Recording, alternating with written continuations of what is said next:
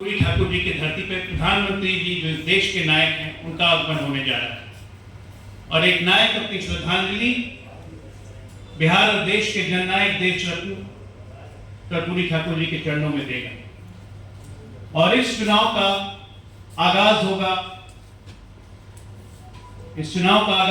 बिहार के अति पिछड़ों के लिए, आम जनों के लिए, सवर्णों के लिए, सबके लिए, कि बिहार को एक नई दिशा मिले और बिहार तरक्की की वो छलांग ले जिसकी बातें प्रधानमंत्री करते हैं। आज प्रेस कॉन्फ्रेंस करने का मेन कारण ये है कि कल महागठबंधन के सबसे बड़े ठग को घोषणा की गई कि महागठबंधन में सबसे बड़ा ठग है, इनको नेतृत्व करने का मौका मिले। उनका नाम तेजस्वी है तो मुझे रामधारी सिंह दिनकर जी की एक कविता की कुछ लाइनें याद आ गई कि तेजस्वी सम्मान नहीं खोजते गोत्र बताकर। गोत्र समझे ना आप लोग? तेजस्वी कभी नहीं बोलता है, तेजस्वी यादव। तो तेजस्वी सम्मान नहीं खोजते गोत्र बताकर, पाते हैं प्रशंसा जग से अपना कर्तव्य दिखाकर। तो कर्तव्य भी खूब दिखाया। वही मैंने उसके बाद उनका कल एक और डायलॉग था कि भ्रष्टाचार की परछाई को भी हम नहीं छोड़ेंगे, उसको सलाह देंगे। तो उसी से शुरू करते हैं। सीबीआई ने अपने एफआईआर में जब इन पे एफआईआर किया, उसका मेन तर्क था कि लालू प्रसाद जी के रेलवे मंत्री के काल में इसी चाणक्य होटल जो हमारे बगल में है, जिसके कैंपस में लोग बैठे हुए हैं, इनके मालिक को 2 और होटल देने की बात की गई पुरी में और रांची में, और उसके बदले में पटना में 3.5 एकड़ जमीन लिखवाई गई। ये जमीन लिखवाई गई डिलाइट मार्केटिंग जो थी प्रेमचंद गुप्ता, उन्हीं के पार्टी के राज्यसभा सांसद, अपने नाम पे डायरेक्टली नहीं लिया गया। और 2010 से डिलाइट मार्केटिंग के सारे शेयर तेजस्वी राबड़ी देवी के नाम पे ट्रांसफर होते गए। 14 से 16 होते होते डिलाइट मार्केटिंग में प्रेमचंद गुप्ता चले गए 0 और 100% मालिक बन गए तेजस्वी और राबड़ी। भ्रष्टाचार की परछाई को भी ये नहीं छोड़ेंगे। इतने ही पे नहीं रुके। 2017 में उस 3.5 एकड़ पे, आप लोग सब पटना के हैं, मॉल बनना शुरू हुआ। तो मॉल की जमीन भरने के लिए मिट्टी चाहिए। मिट्टी का भी पैसा साहब अपने जेब से नहीं खर्च करना चाहते थे। वन मंत्री भाई साहब थे, संजय गांधी जैविक उद्यान से मिट्टी कोड़ के लाके उसको भरना शुरू किया गया। तो मॉल घोटाला, मिट्टी घोटाला और ये आईआरसीटीसी होटल घोटाला। इसके मामले में अभी सीबीआई ने इन पे चार्जशीट फाइल की। तो इस कंपनी का नाम था डिलाइट। मैं चाहता हूं बिहार के युवाओं को ये डिलाइट जरूर याद रखें, क्योंकि डिलाइट के बाद अभी एक और कंपनी आई, डिलाइट मार्केटिंग से आया होटल। अब आता है डिलाइट मार्केटिंग के बाद दूसरी कंपनी आती है फेयर ग्रो होल्डिंग्स। ये भी एक मुखौटा कंपनी, फेयर ग्रो होल्डिंग्स। ये फर्जी कंपनी कलकत्ता में रजिस्टर करवाई गई। 10-10 हजार रुपए के इसमें शेयर बनाए गए। कंपनी ने कभी कोई कारोबार नहीं किया, लेकिन इस कंपनी ने क्या किया पता है? टाटा स्टील का, टिस्को का 3.5 कट्ठे में जमा हुआ मकान अपने नाम पर करवा दिया। आज के बाजार मूल्य इसकी 10 करोड़ रुपए। इसका नाम है फेयर ग्रो होल्डिंग्स। बिहार को कभी फेयरली ग्रो नहीं करवाया, लेकिन अपने परिवार को, खुद को हमेशा फेयर ग्रो करवाते रहे। भ्रष्टाचार की परछाई भी उनके पास नहीं। इस पे भी सीबीआई का मुकदमा है। 29 साल की उम्र में तेजस्वी यादव जी के पास 5 मकान, 47 जमीन के टुकड़े सहित कुल 52 संपत्ति की ये मालिक, 52 संपत्ति। और इन पे सीबीआई ने आईपीसी की धारा 120B, 420, prevention of corruption act, money laundering act, तमाम तरह के इन पे इल्जाम लगाए हुए हैं जो कि कोर्ट ऑफ लॉ में है। और मैं ये जितने पेपर दे रहा हूं ये सारे कोर्ट ऑफ लॉ में एक्सेप्टेड है। मैं बस बता रहा हूं कि कल इन्होंने कहा था कि भ्रष्टाचार की परछाई को भी हम नहीं छोड़ेंगे। तो भैया पहले अपने मुंह रोज दिन शीशा में देखते हो, अपने आप को काहे छोड़ते हो? जाके सरेंडर करो। नहीं तो रोज दिन पिताजी से मिलते हो, माताजी से मिलते हो, बहन जी से मिलते हो, उनको जाके धरवा दो पुलिस में। यहाँ फर्जी ठेकेवाड़ी करनी है क्या? खाली इनकी दो संपत्ति, आप ये सोचिए, ये पैदा हुए 1989 में, लालू जी मुख्यमंत्री बने 1990 में।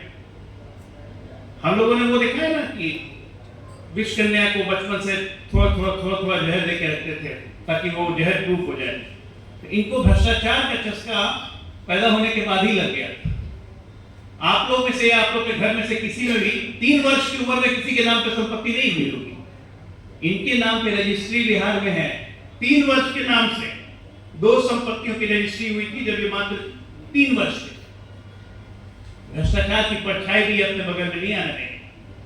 अब आइए दूसरा चीज, इनकी भ्रष्टाचार की कहानी यह है कि लालू जी के बड़े भाई होते थे मंगरू यादव। लालू जी ने 1990 में मंगरू यादव के नाम से एक जमीन खरीदी 4 कट्ठे, और 1996 के दौरान मंगरू यादव के नाम से 92 में 4.5 कट्ठा जमीन खरीद लिया गया गोपालगंज थाने में। और इस जमीन को वर्तमान में 4 कट्ठा 2.5 दूर तेज प्रताप और तेजस्वी यादव के नाम पे मंगरू यादव मर गए, उनके पुत्रों से जबरदस्ती कह के ये जमीन भी ट्रांसफर करवा दी।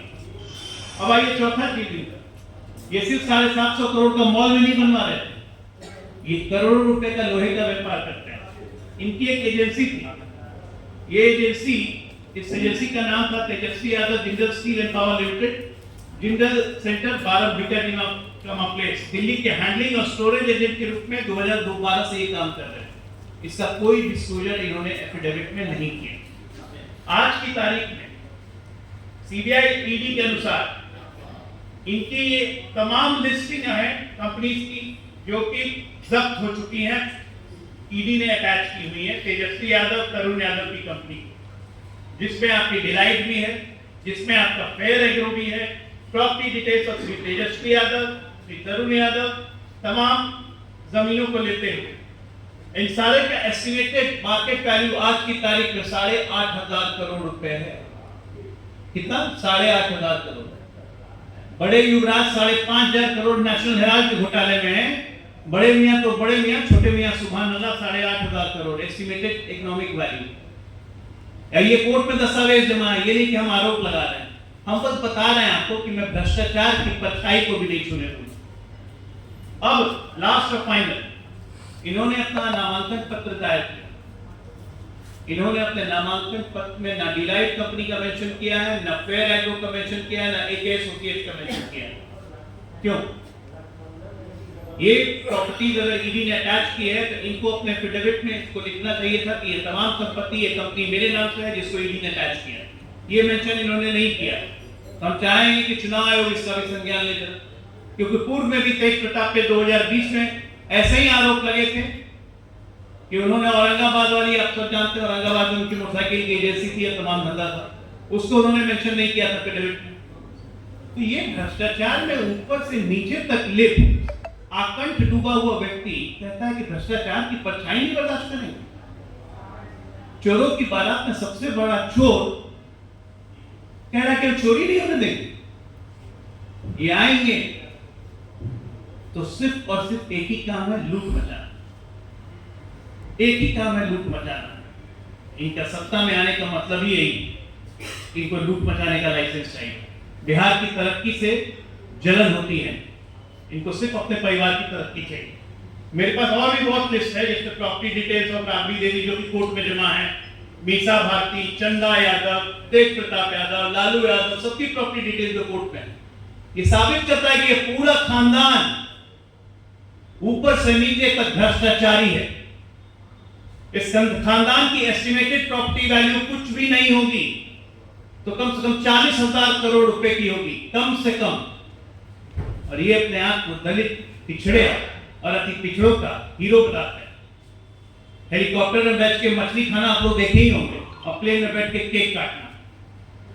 तो कहीं थोड़ा आंख का शर्म अपने पास रखें। नाम रखने से तेजस्वी नहीं बन जाता है, क्योंकि कर्तव्य आपके ऐसे हैं कि आपका नाम कुख्यात होना चाहिए।